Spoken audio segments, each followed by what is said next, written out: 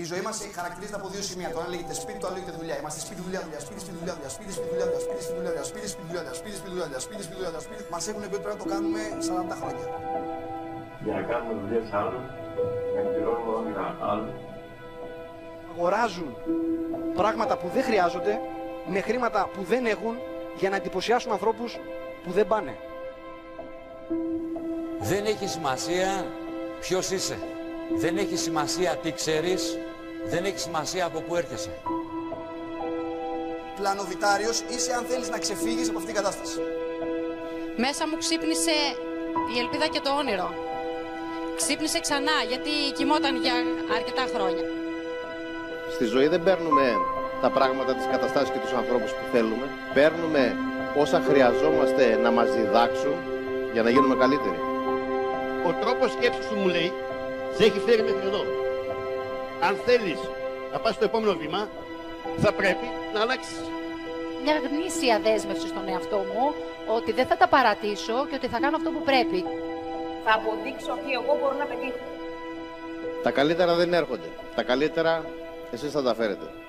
Θέλουμε να μεγαλώσουμε την ομάδα μας, να βοηθήσουμε όσο το δυνατόν περισσότερους συνεργάτες μας να πιάσουν τίτλους.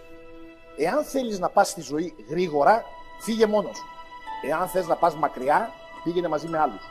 Δεν είμαι τυχερός που σε λίγο καιρό θα βλέπω σε ένα γήπεδο 10.000 άτομα. Γιατί το έχω οραματιστεί.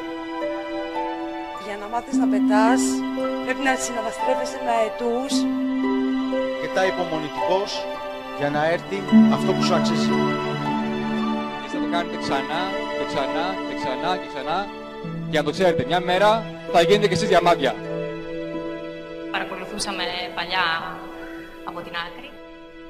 Νικητής είναι αυτός που τελικά αγωνίζεται. Ο πόνος, λέει, σε σπρώχνει, το όραμα σε τραβάει. Ο καλύτερος τρόπος για να είμαστε σταθεροί είναι να κινούμαστε. Είναι ώρα να έχεις αίσθηση ελέγχου τη ζωή σου.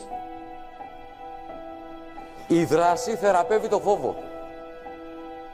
Ξεκόλα, μη βάζεις τρικλοποδιά στον εαυτό σου. Είναι μεγάλη υπόθεση να αισθάνεσαι επαρκής και καλά με τον εαυτό σου. Όταν έρχεται μια ευκαιρία μπροστά σου, πρέπει να την αρπάζεις. Δεν ξέρει κανένας τίποτα εκεί έξω τι γίνεται εδώ. Εμείς θα τους το δείξουμε. Ο τρελός που έχουμε μέσα μας, ο ανήσυχος που έχουμε μέσα μας, ο πλανοβιτάριος, πρέπει να στάζει όνειρο. Και εμείς όλοι από τα χαμηλά ξεκινήσαμε και είμαστε τώρα εδώ. Είχαμε ένα όραμα στην αρχή και τώρα επιβραβευόμαστε. Εδώ η ευκαιρία είναι τεράστια. Εκμεταλλευτείτε την. Μέσα από αυτή τη διαδικασία μπορούμε όλοι να κερδίσουμε την οικονομική μας ελευθερία. Δεν πας απλά διαμάντι. Γίνεσαι διαμάντι. Η Ολυμπιακή ιδέα θα πάει πάρα πολύ ψηλά. Θα μεγαλώνει και θα μεγαλώνει και θα μεγαλώνει και θα μεγαλώνει. Ελάτε μαζί μας. Επίθεση η μόνη λύση. Πάρτε το μέλλον στα χέρια σας. Μην το σκέφτεστε, η Ολυμπιακή ιδέα είναι ό,τι καλύτερο.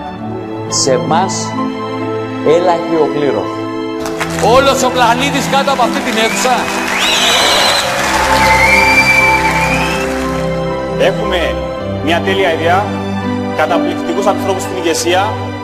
Μπορώ, αξίζω, νικώ! Είσαστε έτοιμοι λοιπόν να πάμε να τα σαρώσουμε όλα?